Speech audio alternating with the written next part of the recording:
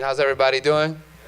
Yeah, I want to thank all the student athletes for being here this evening. It's always special for me to meet students, but especially warm for me to be around student athletes. And I thank you for everyone who made this possible, for Coach canceling practices or games or whatever, so that I could spend some time with you just before I get back to Israel. And I also want to thank Frida for really making this entire trip possible, and for just your hospitality and your warmth and your support. And there's not enough words to thank you and to the entire school. So this week's Parshat HaShavua, we talk about journeys. Everybody's on their own journey, and everybody can learn from other people's journeys. And tonight I want to talk to you a little bit about my journey. There was an incredible player in the NBA not that long ago that was just simply in a league of his own, especially when it comes to rebounding and just power and mass. And his name was Ben Wallace. I don't know if anybody here remembers Ben Wallace. Does anybody remember Ben Wallace? Okay, Ben Wallace was Ben Wallace unbelievable? Yes. Ben Wallace was unbelievable. So I was lucky enough to play professionally in Israel, and Ben Wallace was known for his size, his wingspan, and his nephew, his name is Wayne Wallace, was one of my teammates in Israel. They were super close. They played college basketball together. They lived together. They're very, very similar. So maybe you know or not, but when you play professionally in Israel, you don't only play in Israel. You also have to go to Europe. You also have to fly around and play a lot of games. So one time specifically, my team in Israel, we had to go play in the Ukraine, in a place called Mariupol, Ukraine. And the game was on a Friday afternoon. I didn't play basketball on Shabbat, which meant that even if I was to go to Ukraine, I'd only be able to play the first half. But I'd have to miss the game on Saturday, and then we were flying back on Sunday. So I'm thinking to myself, I have to leave my family, fly 2 flights. We had to go to Kiev, and then from Kiev to Mariupol. All this because I might play in the first half. Why do I need to go to Ukraine? But you're part of a team. You got to be where you're supposed to be. I get on the plane, on the way to Kiev, and Wayne Wallace is sitting right next to me, okay? I'm in the aisle. He's at the window. We're just about to take off, and he says, "Goodman." I said, "What's up?" He's like, "I forgot my iPad up top in the overhead." So I said, "All right, let me get it for you." I was just about to stand up and get it for him. He sits me down with his left hand.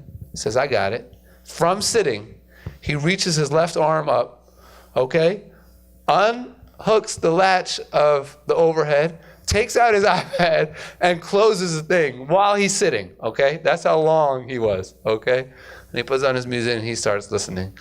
We get Kiev, then from Kiev, we get to Mariupol.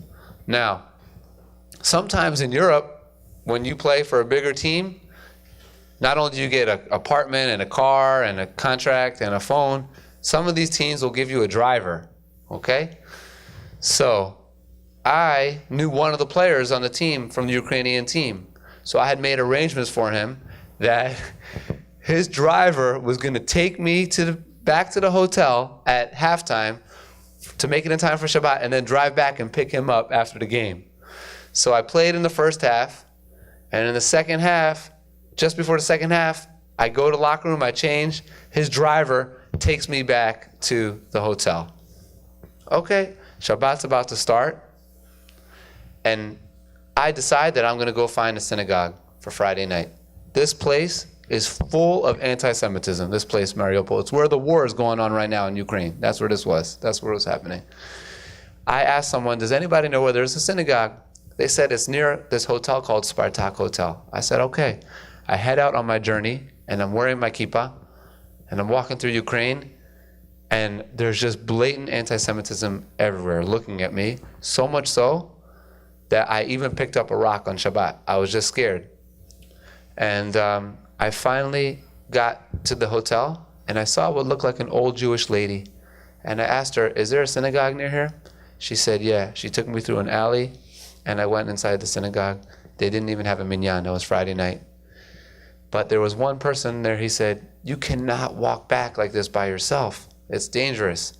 And he arranged for someone to walk me back to the hotel with a dog. This guy and his dog walked me all the way back to the hotel. Saturday morning, I wake up. I said, you know what? I don't know why, but I have to go back to the synagogue. I take that whole journey back. And the whole time I'm thinking to myself, why did I come here? I could have been with my family. I'm all the way in Ukraine for 3 days just for the first half of that preseason game, right? But I get to the synagogue, and they had a minyan. But there wasn't one person there that could read from the Torah because the rabbi was in Israel that weekend. There's one rabbi and his wife. They lived there the whole year just to help the small Jewish community. And I was the only person, I'm not good at it, but I could wing it, that was able to read Hebrew. And I was able to read the Torah that Shabbat for them. And I remember turning around while I was reading the Torah, and I saw one lady there. She basically had tears in her eyes. She was so happy to know that I came from Israel and that they were able to hear the Torah that Shabbat.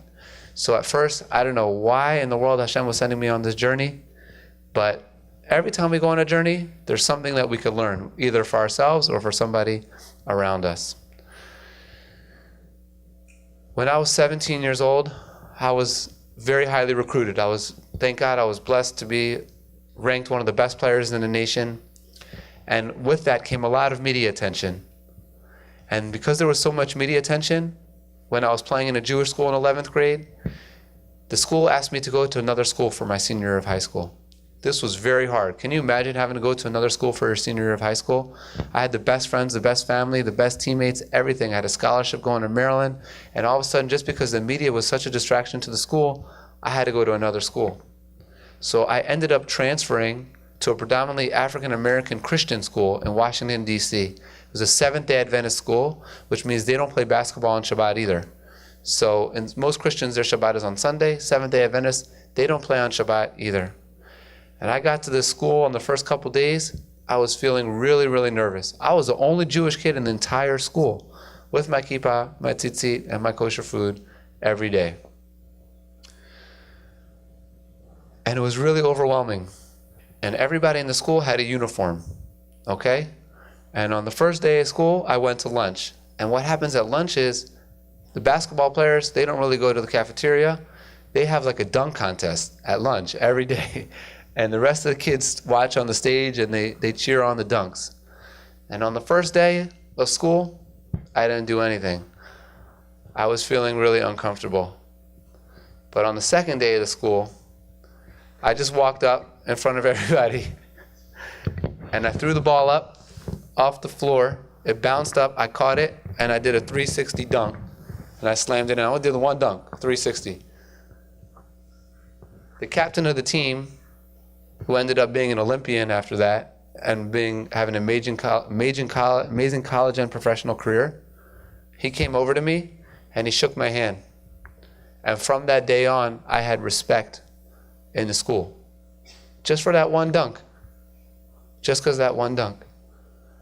And at the end of my senior year of high school, I won the most valuable player of the Michael Jordan Capital Classic All-Star Game against the top players in the nation. I tied Jason Kidd's assist record in the game till today.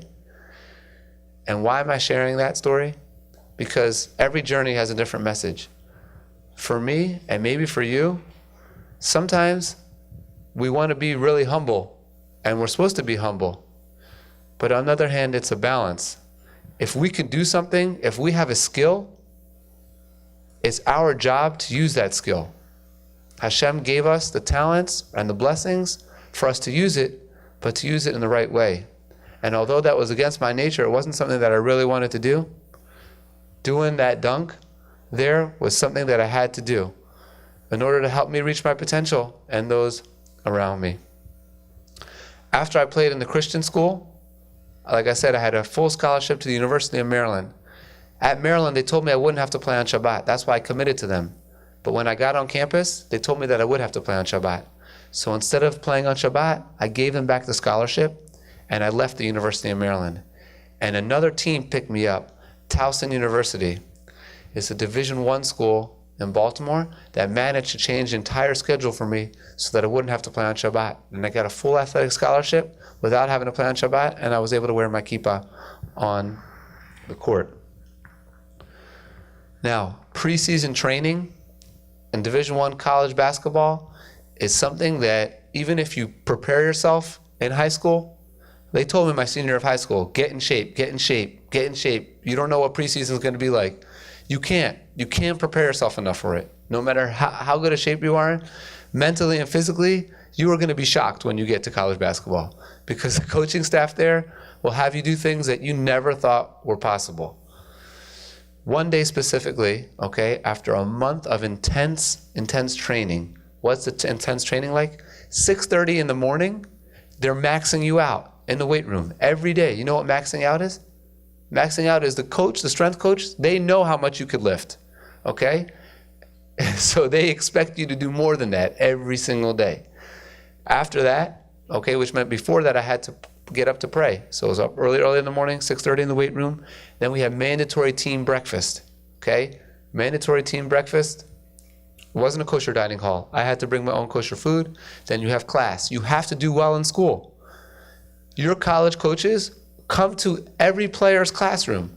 You could be taking notes and pop your head up, and coach is at the door of the classroom. You have to do well in school.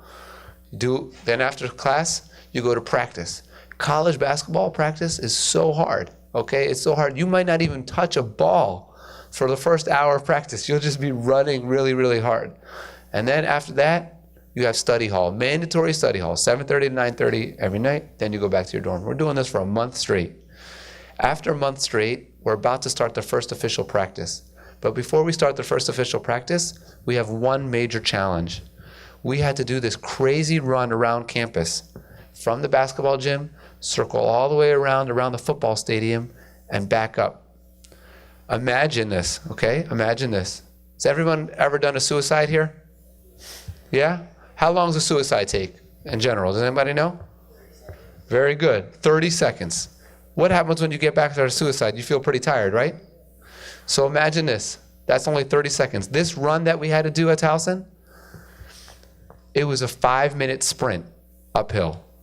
If you did not run as fast as you possibly could for 5 minutes straight uphill, there's no way you're going to be back on time. And coach said, you come back within 5 minutes, you're going to get your official jersey. Okay? Think about this. Running uphill for 5 minutes straight as fast as you can. Coach starts the clock, and I am running as fast as I can, pushing my arms, running. About 2 minutes into the race, my teammates figured out a way to cut the race. Instead of running all the way around, there was a shortcut through a grass field, and they came back, and they made it back within 5 minutes. I was the only person on the team, I was a freshman, who didn't cut across. I ran the whole way around, and I was also the only person that didn't make it back on time within 5 minutes. I got across the finish line, and my coach said 5:01, 5:02. Goodman, we'll see you tomorrow morning. You need to rerun the race. And when he told me that, I fainted. I fell on the floor, and I said, come on, coach. Why did I say that? Because I can't do it. I could not run any faster. That's the best I could do. I cannot run faster than that. And now I got to do it again at 6 o'clock in the morning the next day. I get to the locker room after a couple of minutes of feeling sorry for myself. I'm walking around with my head down. I walk into the locker room. Every player on the team is on their knees, sitting in front of their locker, making fun of me. Coach, it's too hard. I don't know if I can do it. The next morning, I have no idea till today how I did this. I reran the race, and it came back at 4:57 without cheating. And I got my first official jersey to start the season. So that journey, every journey teaches you something else. That journey taught me even some things that seem absolutely impossible are possible. I had a great freshman year at Towson. I became a starter and I won the coach's award as a freshman.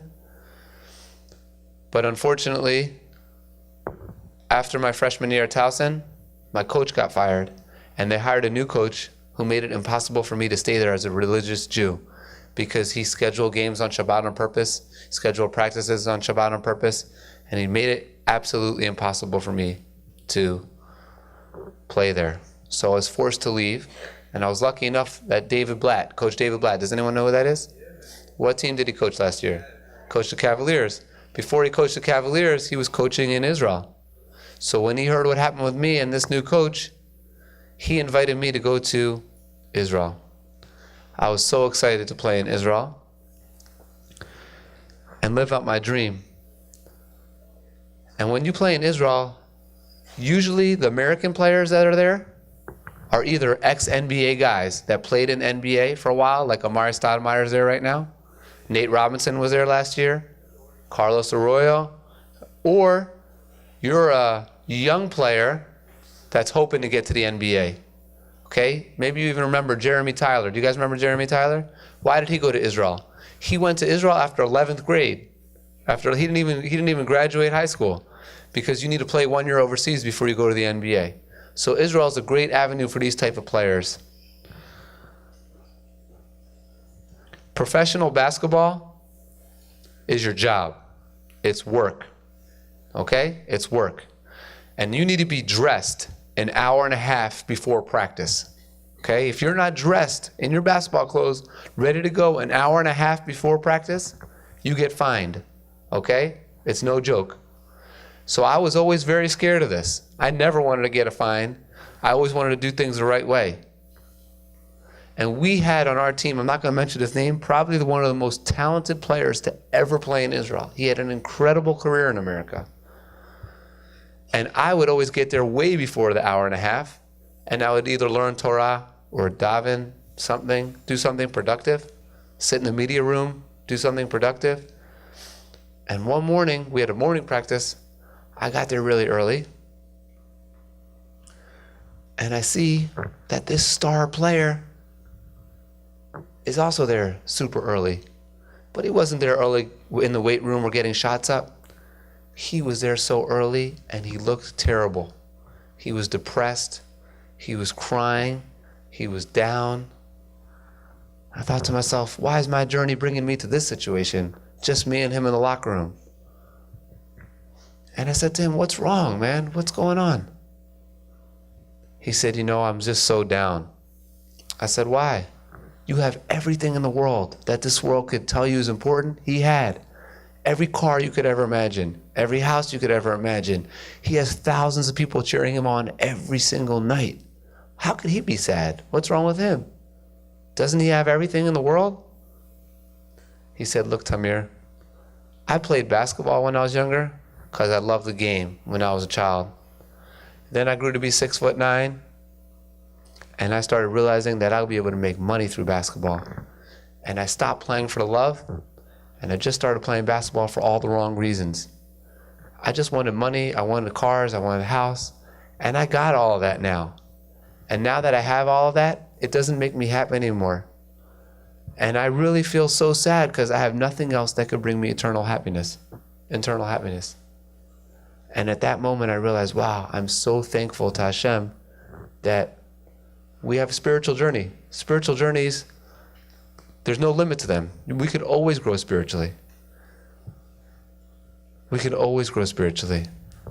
And I tried to help him out, and we became very close from that moment on. And I almost became a mentor for him and started to get him to think a little bit spiritually and the blessings of that instead of only physically. And a big part of my career was doing that, especially at the end of my career in Israel, because I was hurt. I had a lot of injuries. I was in the army in Israel, and I tried to play professionally, and eventually I was forced to retire in 2009. After 2009, I started doing a lot of speaking engagements. And one time I got a speaking engagement in Detroit, Michigan. And I got there, I was going to Detroit from Ohio. I don't know if anyone here has ever been to Ohio in the morning, in the wintertime, but you can't really put in your tefillin until very late because it stays dark till like 8 o'clock in the morning. So I told my wife, I said, look, maybe I should just leave the house early, get to Detroit, and then I'll pray there, and then I'll go to the speaking engagement. She said, cool. I put my nice clothes for the speaking engagement in the car the night before, and I just drove there in my pajamas. I was in my pajamas. I looked not like a professional speaker, and I just drove to Detroit. It was at the Joe Dumars facility. Has anyone here ever heard of Joe Dumars? Yeah, Joe Dumars was an amazing basketball player for the Detroit Pistons, and now he has his own basketball facility in Detroit. This is where this event was taking place. I get to Detroit. The sun comes up, and it's time for me to pray. I'm just about to put on my tefillin, and I'm thinking to myself, I'm in my pajamas right now. Should I stay in my pajamas and pray like this? Or if I'm about to speak, I have my nicest clothes. So why should I put on my nice clothes when I speak, but when I speak to God, I should stay in my pajamas? That didn't seem right to me. So I took the extra effort just on my own, and I put on my nice clothes, and I prayed, and as soon as I finished my prayer, I was ready to go across the street to the Joe Dumars facility. I put my car in reverse, and just as I'm ready to back out, 2 huge SUV police Jeeps block me in to my parking spot, and they start screaming at me, don't move, from both angles. Okay? As they're screaming at me, another 2 units come in. 2 more police cars come in, okay? And I am frozen scared. What happened? When I was praying, I put my talit over my head in Detroit, and somebody was inside a 7-Eleven, and they called the police on me because they said there's a terrorist in the parking lot. Okay? So they were treating me like a terrorist. How did I get the police officers to finally calm down? I said, I am a professional speaker. Okay? I was wearing my absolute nicest clothes that I own. And I had my speaking slides next to me. He took the slides, and I had the copy of the Sports Illustrated that I was in too. He took it back into his car. Police officer, he looked at it for like 5 minutes. He came back, and he let me go. And I walked across the street to the person that invited me to speak.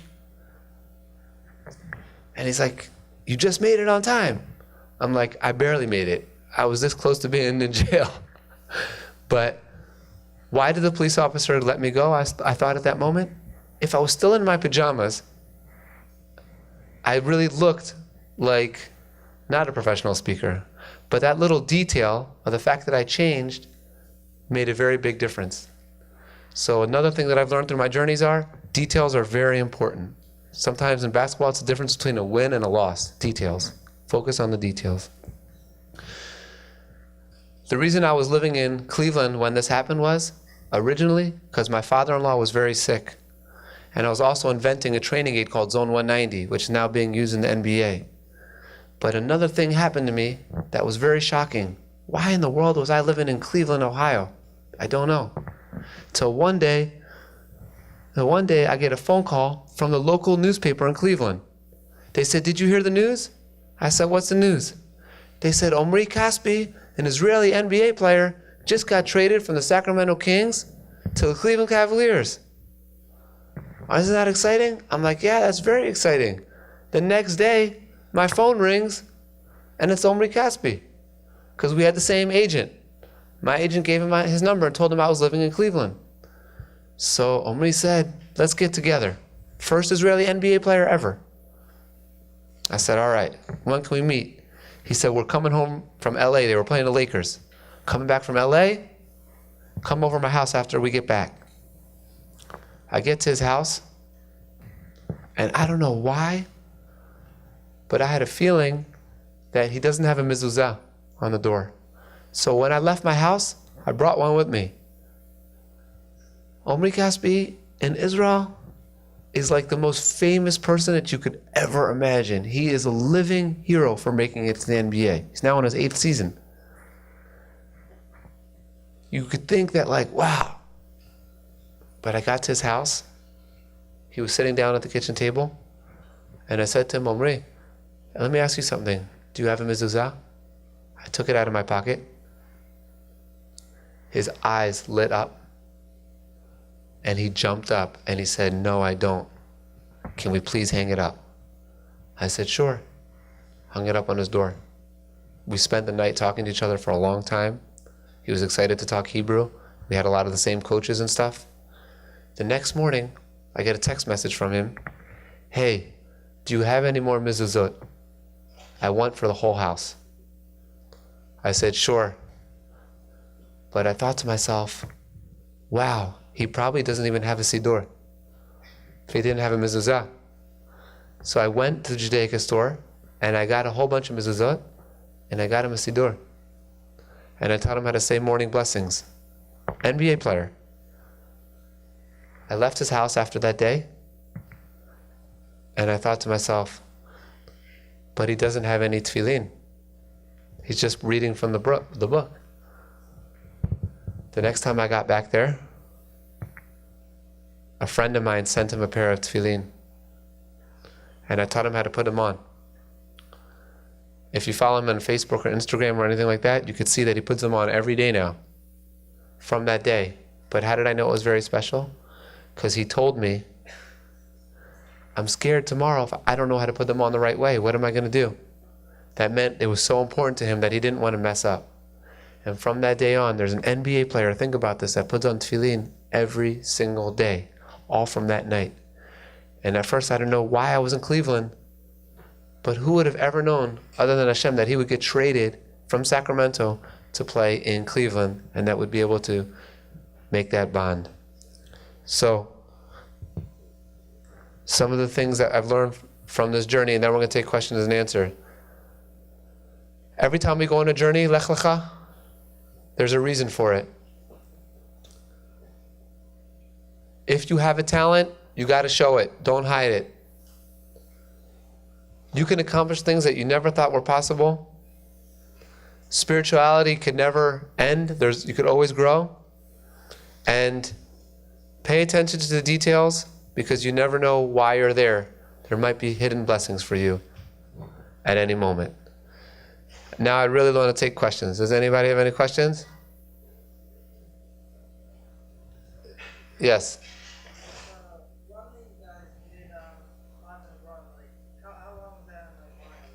It's probably close to a mile, but it was uphill. And like I was talking to Coach today, it wasn't only that, it was after a month of intense training that our legs were very tired. When I was a junior in high school, I made 139 out of 146 free throws on the season, okay? My first college game, I missed 2 free throws. I went 0 for 2, my first college game. And the next day I asked my coach, I said, how can it be that I'm 139 for 146 in high school and now I go 0 for 2 in my first game? And I didn't know what to think, but he was right. He said, because your legs are tired in college. You don't understand. Your defense is so much more intense. The game is so much quicker. Your legs have to adjust to it. And I didn't know what he was right. I learned that he was right. And I think that's what happened to Flatbush in this tournament in Tennessee. Without even being there. Because I can tell you right now, no, how many games did you play in a row? 4 games? In 4 nights? Did your players ever do that before? The last time we played 3 games in 3 nights, we lost the 3rd game too. And when was that? In October. So that's what I'm saying, your body's not used to it. You have to learn how to play through that, but it's not an easy thing to do. So it was probably only a mile, but it was because it was after a month of such hard training. You know, in college basketball, you have to do double suicides constantly, timed. You know what double suicides are? Huh? That means no break in between the 1 and 2. And they're timed, and there's a coach at every line. And if you miss it, you got to do the whole thing over again. It's a level of intensity that's unbelievable. That's why I say now, learn how to play low. Work on your muscles so that when you play against great players, you'll be able to make an adjustment. I averaged almost 40 points a game in high school. And when I first got to preseason training, my coach in college made me play one-on-one against a star point guard who was already there. And the score was like 1-1 for 15 minutes. I couldn't score on him, and he couldn't score on me. Because in high school, you're playing against people that you might be quicker, faster, stronger than. But when you get to college, unless you have incredible fundamentals or strength or attention to detail, you're not going to be able to beat out the people in front of you. They're going to be just as good as you. So that's why now, at a young age, you need to learn how to play the right way and take care of your body the right way. But that's a great question. Any other questions? Please ask anything about athletics. Yes, Coach. You talked about the balance between academics and sports, how important it is, Yes. how challenging it can be. Academics and sport can be seen as a huge challenge. For me, it was incredibly hard because I'm dyslexic. So here's what I had to do.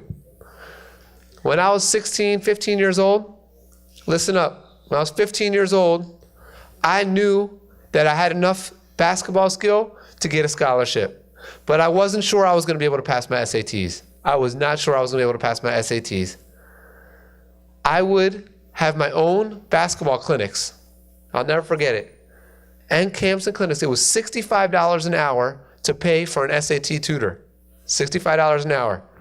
I would coach all summer long and use every penny to pay my SAT teacher. And that's how I was able to get a good score on my SATs and get into college. Now, when I got into college, I didn't think I was a good student at all. I wasn't. But basketball forced me to be a better student. And I made the dean's list. I was on dean's list as a freshman. And coach said, right now, everyone has mandatory study hall, 7:30 to 9:30. But if you're on the dean's list, you're out. You don't have to do that study hall anymore. And that's what I wanted to do. So you could view athletics as something that makes academics harder, or you could channel and say, because of basketball, I'm going to be a better student. And that's the way we ran our program in high school and college. If you were on the basketball team, everybody knew you were on the sports team, on the basketball team, because you behaved better than everybody. You never put your head down in class. How can you do that if you're on the basketball team? You need to be the leaders. Student athletes need to be the leaders of the school. Everybody in the school looks up to everybody here. You guys need to use your sport to empower you to do that. But that's a very good question. Any other questions? Yeah, Coach.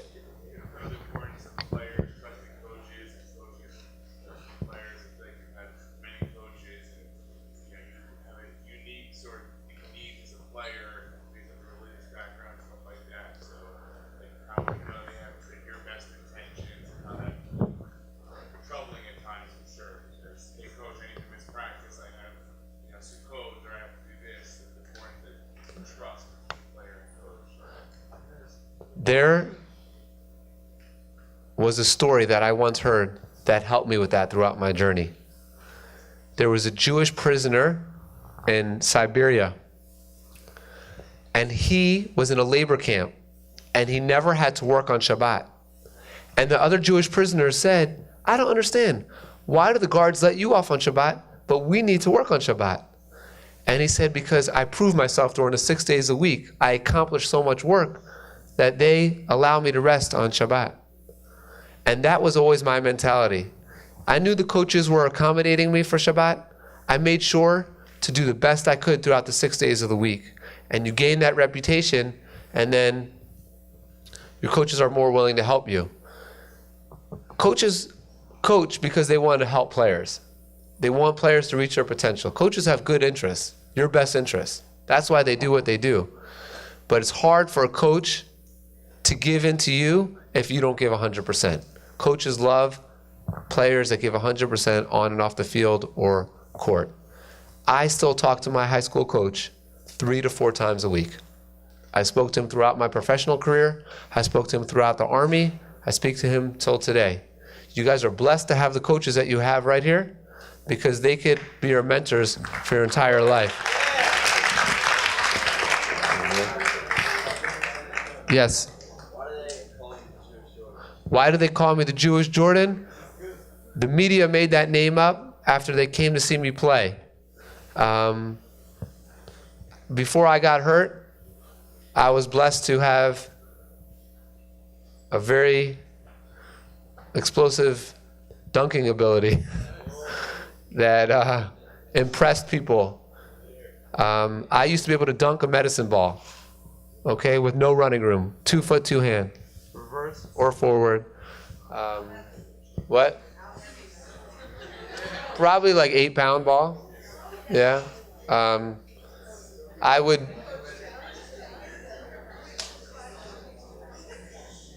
remember I told the story to them today. When I was in high school, they invited me to come out here to New York for the day. They used to have a Nike Hunter League at Hunter College that was sponsored by Nike. And one of the coaches brought me out here for the day, and I went to Sephardic Center to warm up. That's how I knew about the Sephardic Center. I used to come shoot here before I would go out to the Nike League. And when I first got there, they used to have a play-by-play announcer that would say what's going on play-by-play. And I got there, I had like no muscles, and I had a big kippah on. And the coach was scared he was gonna lose his reputation because he brought me out for the day. And everyone in all the stands were kind of like, who is this guy? What is he doing in the Nike League, you know? So the game didn't even start yet, and the coach pulls me over in layup lines, and he tells me in my ear, dunk the ball. I said, but the game didn't even start yet. He says, dunk the ball now. Because I guess he was getting a lot of, people were like, why did you bring this kid here? So I went up there and I dunked it, and then I think everyone backed off of him a little bit, and it gave us a little bit of breathing room. And that's my original connection to this community in the Sephardic Center, because I came up here to play a couple times, and there was a guy named Mars Dweck who used to help me, let me shoot a little bit, warm up before the game. So it's very special for me to be back here now, because I feel very connected to this community and thankful to the community. What injuries did I suffer? I suffered a lot of injuries. My knee injury was the worst. A tendon split from a bone in my left knee. And I thought that it was because I wasn't training hard enough. That's why my knee felt weak. So I continued squatting, power cleaning, everything, until one day my knee was buckling. It couldn't hold me anymore. Another terrible injury that I had, which is nasty, but you asked for it. If you notice, my finger is much higher than the rest of my hand here. Yeah. This guy comes down the court, and his muscles were out to here like this, okay? He was huge, okay? And he missed a shot. And I don't know, I guess he was frustrated or something.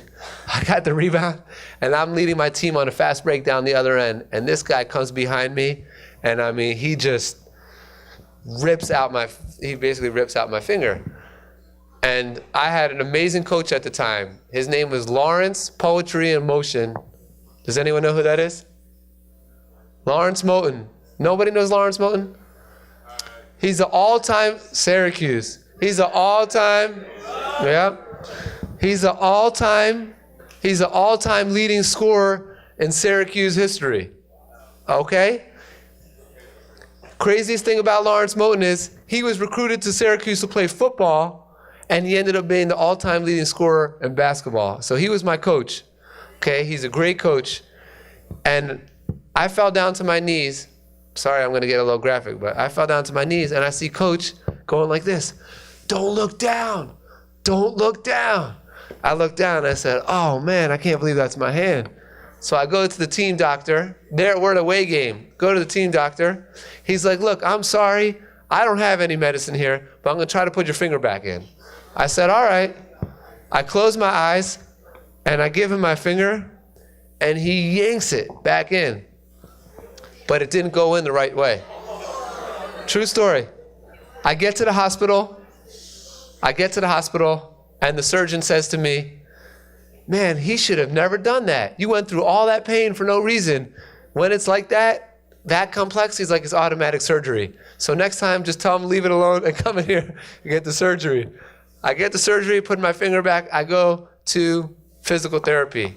And I asked the lady there, is my finger ever gonna be normal again? She says, yeah, I just have to do these exercises every day for 6 months. I'm going there every day, 6 months. About like 5 months into the physical therapy, I'm like, does it ever happen that the finger doesn't heal? And she said, I'm sorry, honey.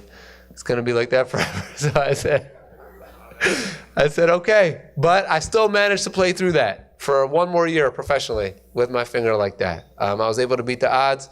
Another funny story about Lawrence Moten. He was a funny guy. Okay, he ended up playing for the Grizzlies after he played in Syracuse, and he had a picture at the gym practice facility of him taking Michael Jordan to the basket.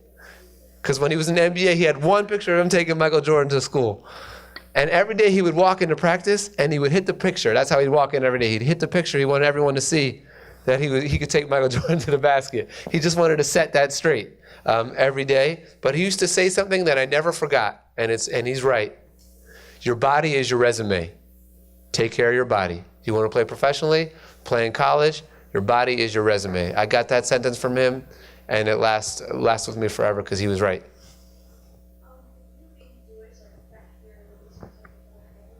Did my being Jewish affect my relationship with other players? I think in a positive way. And here's why. Usually, college basketball practice is a Friday afternoon, Saturday morning. But because of Shabbat, we didn't have practice on Shabbat at Towson because the coach changed the schedule. So on Friday afternoon, they knew that they had a break until Saturday night instead of Saturday morning. So every huddle on Friday afternoon, instead of saying 1, 2, 3 Towson, they would say 1, 2, 3 Shabbat Shalom. It said Shabbat Shalom, and they loved it. And they would come to my dorm room and eat kosher food, and we had an unbelievable relationship. For example, I had a guy on our team, his nickname was Tree, because he was 7'1", and he was very skinny. So he looked like a tree, basically. And one time we went to a non-kosher restaurant for a pre-game meal. And I couldn't eat the food at the restaurant because it wasn't kosher. So I had to come in with my own styrofoam plate and kosher food. And as I came into the restaurant, the people working behind the counter were saying, "You can't bring your own food in this restaurant." They were giving me a hard time. So Tree comes off the bus, and he looks down at the people working at the counter, says, "Look, if you don't let my Jewish man eat his food in here, none of us are going to eat here tonight. And you're going to lose all this business." So she said, "Oh, he could eat whatever he wants. Come on in." And so our relationship was very positive. It wasn't negative. But Tree wasn't even the biggest guy on our team. Biggest guy on our team, his name was Big D, Derek Good. I met him, listen to this, when we were 12 years old. I was at a basketball camp. Listen to this, he was 12 years old. He was 6'5", 250 at 12. Okay? He got a full scholarship. To Georgetown, but then he transferred to Towson. And I met him again. I knew him from 12, and I got him again. He at Towson was now, listen to this, he was 7'2", 360. Okay? He's one of the biggest human beings in the world. Okay? And that new coach who assaulted me, he told Derek, he said, "Derek, you're not going to be able to play here until you lose weight." Derek lost 100 pounds in front of my eyes on the elliptical every morning, and the coach still didn't give him any playing time, and it broke his heart. Till today, Derek and I are very, very close friends, though. He's one of the most amazing human beings who I ever met. So yeah, we had an amazing relationship. So it wasn't negative, it was positive. Yes? Talking about your company, how should you get stimulating and exciting to come to the game and understand the game? And the discipline would be having fun. You win when you come to the game to a practice and just having fun. And you have to ask and beg kids to come to practices because I don't see anybody on my players here. Look, the first thing is, it doesn't matter what the sport is. She's right. You are more right than anything I've heard in a long time. You have to love the game. My coach always used to say, if you don't love the game, don't play. Because if you love the game, you'll automatically come to practice. You'll automatically want to get better. It all stems from the love of the game. All this whole journey started because I love the game of basketball. I still love the game of basketball. And I think what happened in the world is that a lot of kids, they play for the wrong reasons. When you play for the wrong reasons, you can't reach your potential as if someone who plays for the love of the game. That's with everything in life. If you love someone, you respect them unconditionally, you'll do things for them even without them asking, just because you love them for no other reason. That's the same thing with the game. You love the game, you'll be in the gym even when you don't need to be in the gym, just because you love the game. So ask yourselves, do you love the game? All stems from that. She's right. Yes. You talk a lot about discipline your coaches have, the rules, Yes. the consequences, and how there was no room. But I find at Flatbush, there's a lot of teams. The girls are allowed to put their hair down at practice, they don't put their shirts, there are no rules, and I feel that that's where a lot of the issues are. So, can you, Guys giggling. excuse me, and like now, we're trying to, he's talking to coach over here. Can you share with all these athletes here, how those rules made you a better athlete? Because I share it, my girls bullied me, my runners bullied me. But I think from you being, the Jewish Jordan, excuse me, I really feel that they would hear your words about why these disciplines are very important across the board, how being a role model, Yeah, I think that in your gym class, or in your classes to others, how cleaning up after yourself, all these things, being a good person, always doing stuff, are very, very important. Can you share how that's important to you and how it was important to you in high school? Yeah, I think that it's not a negative. Everything coach is trying to say here helps you be a better person and a better player. This is a true story. On Wednesday, I was in Chicago for a film festival, Israeli film festival, and they had a movie about Maccabi Tel Aviv, the history of Maccabi Tel Aviv. And there was one point where Maccabi Tel Aviv wasn't sure which player to sign. Okay? They had two players that got cut by the Knicks. They invited both players to Israel. One of them was a little more talented than the other player. And they couldn't decide what to do. You could watch the movie. It's called On the Map. On the Map. On the Map. They invited both players to dinner. You guys have to hear this. They invited both players to dinner. One player did not have manners at the table, and the other player did. And that was the player who they signed. And that player ended up having the most unbelievable career probably in Israeli basketball history, and he still lives in Israel today, even though he's an American player. Alcy Perry, his name is Alcy Perry, got cut by the Knicks in the 70s. So it's all one thing, the way we walk, talk, eat, especially at the higher levels. There was a kid on our team in college, he came from France, and he failed French in college. He failed French class. 6 o'clock in the morning, it's pitch dark outside, coach says put on your practice clothes. We're freezing, we're in shorts. It's 6 o'clock in the morning. He takes us back to the football field, the coach, and the football field is closed. It's 6 o'clock in the morning. My head coach rips the fence open, like this, lifts it up, and we're crawling under the fence like this, because so-and-so failed French, okay? We get out there, coach is drinking his coffee. This is college basketball. Coach is drinking his coffee, and he makes everybody sprint for a half an hour in the cold, around the track, in our shorts, except for the player who failed French. He was sitting right next to coach. And that's how important these type of things are at the higher levels of sport. But it all stems from here. If you want to reach your potential, enjoy the game, enjoy winning, you got to be able to have the discipline. It's all one thing. Yeah. At the end of 10th grade, I did really well at a invitational basketball camp, and that was the first time I started getting recruited when I was around 16, 17 years old.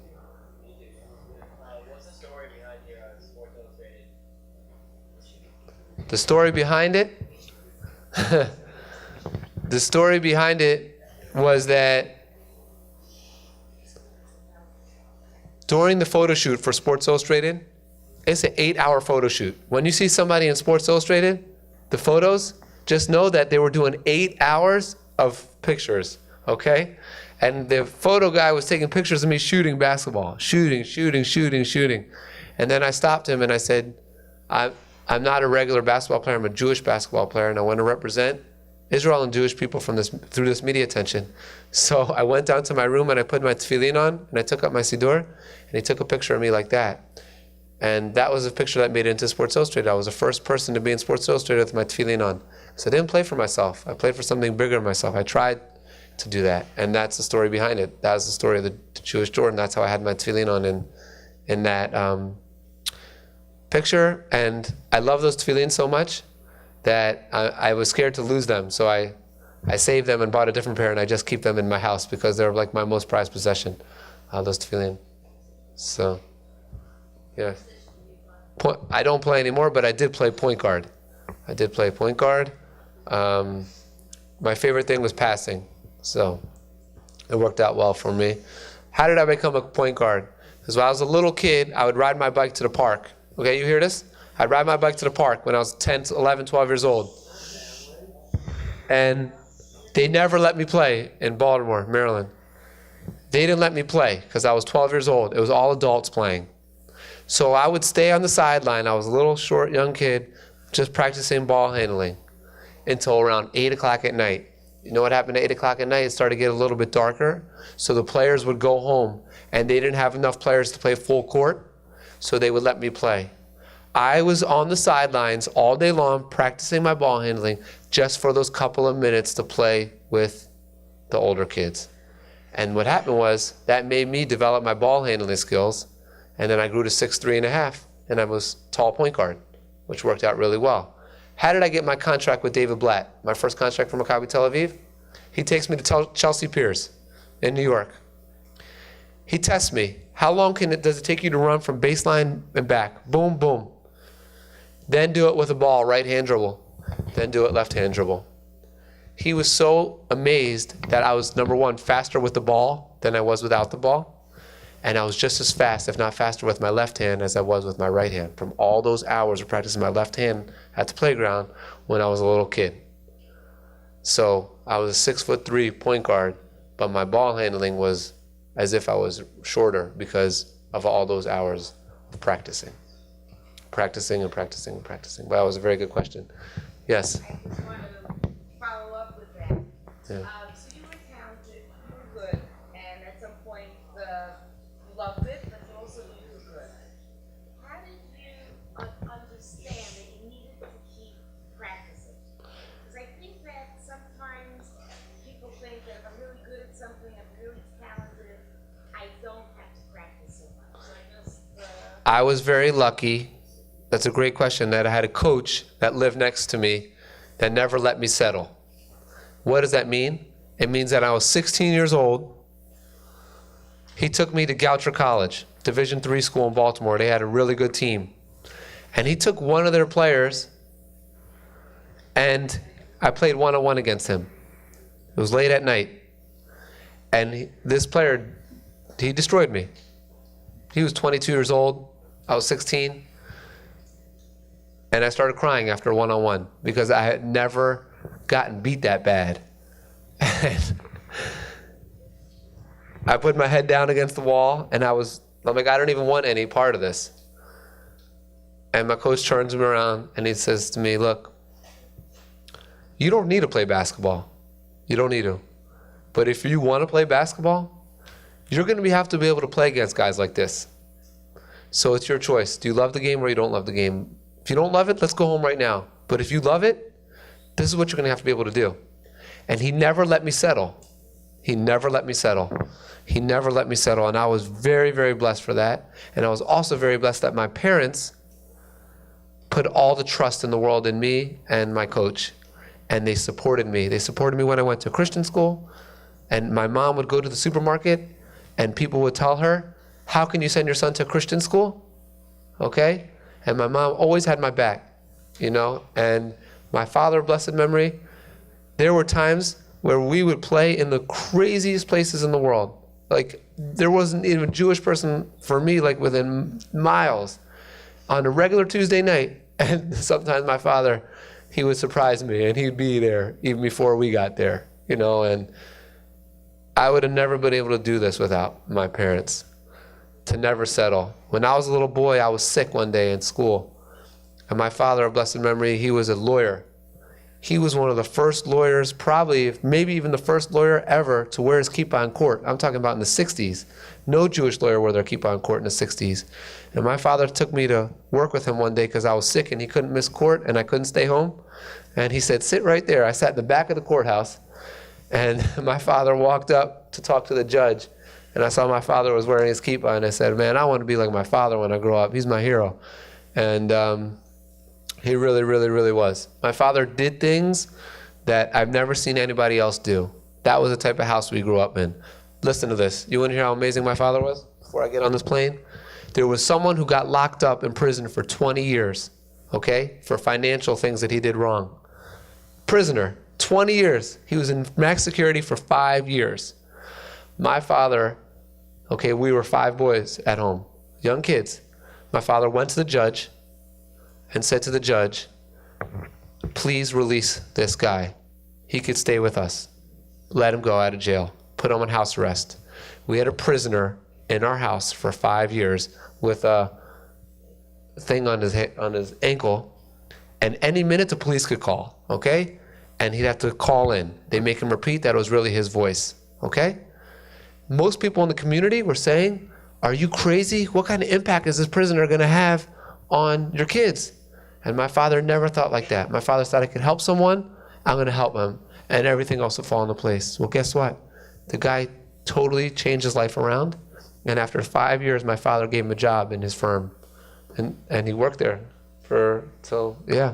So that was the type of house that I grew up in, and I was very, very blessed for that. My parents never let me settle, but they always supported me, and I also had this amazing coach who I still talk to 3-4 times a day.